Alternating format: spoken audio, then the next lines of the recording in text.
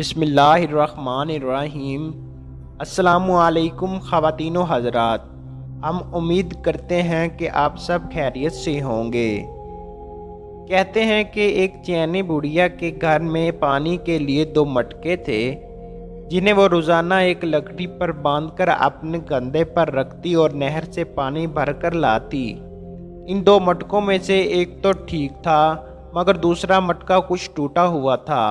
ہر بار ایسا ہوتا کہ جب یہ بڑھیا نہر سے پانی لے کر گھر پہنچتی تو ٹوٹے ہوئے مٹکی کا آدھا پانی راستے میں ہی بہہ چکا ہوتا، جبکہ دوسرا مٹکا پورا بھرا ہوا گھر پہنچتا۔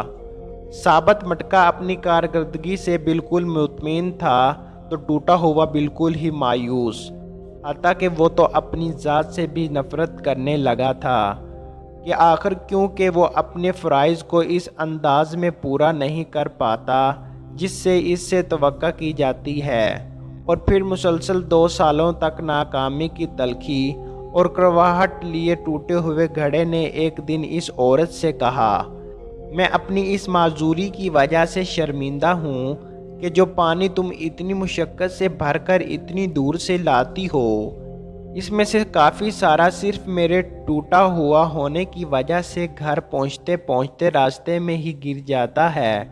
گھڑے کی یہ بات سن کر بڑھیا ہنس دی اور کہا، کیا تم نے ان سالوں میں یہ نہیں دیکھا کہ میں جس طرح سے تم کو اٹھا کر لاتی ہوں، ادھر تو پھولوں کے پودے ہی پودے لگے ہوئے ہیں، جبکہ دوسری طرف کچھ بھی نہیں اگا ہوا۔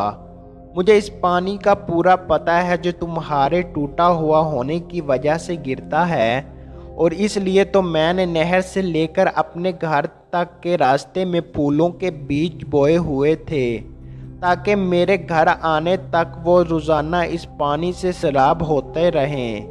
ان 2 سالوں میں میں نے کئی بار ان پھولوں سے خوبصورت گلدستے بنا کر اپنے گھر کو سجایا ہے۔ اگر تم میرے پاس نہ ہوتے تو میں اس بہار کو دیکھ ہی نہ پاتی جو تمہارے دم سے مجھے نظر آتی ہے۔ یاد رکھیے کہ ہم میں سے ہر شخص میں کوئی نہ کوئی خامی ہے، لیکن ہماری یہی خامیاں، معذوریاں اور ایسا ٹوٹا ہوا ہونا اور پر تاثیر قسم کی تعلقات بناتا ہے۔ ہم پر واجب ہے کہ ہم ایک دوسرے کو ان کی خامیوں کے ساتھ ہی قبول کریں۔ ہمیں ایک دوسروں کی ایک خوبی کو اجاگر کرنا ہے جو اپنی خامیوں اور معذوریوں کی خجالت کے لیے بوجھ میں دب کر نہیں دکھا پاتے۔